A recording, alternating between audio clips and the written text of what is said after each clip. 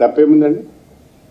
రాష్ట్ర కేబినెట్ యొక్క ఆమోదంతోనే రాష్ట్ర ప్రభుత్వం యొక్క వినియోగం కొరకు 22 క్రూజర్లు కొన్నట్టుగా నాకు సమాచారం ఉన్నది.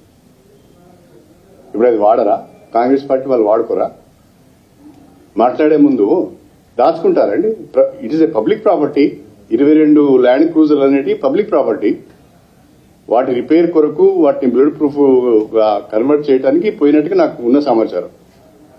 వస్తాయి కదా, వచ్చిన తర్వాత మీరు వాడరా? మీరు ఎక్కి తిరగరా?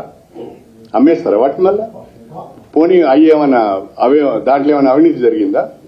లేకుంటే అవి కొనుక్కుంటేనే కొన్నట్టుగా చూపించిందా? ఏంటో కరెక్ట్ గా చెప్పాలి. ముఖ్యమంత్రి గారు కూడా అట్లా మాట్లాడరు, ఒక బాధ్యతతో మాట్లాడరు. ఏది పడితే అదే మాట్లాడతాం, అంటే వాడిని వీని బెదిరించినట్టుగా మాట్లాడుతున్నారు. That's not correct. అది ముఖ్యమంత్రి గారికి గౌరవం కూడా ఇవ్వదు.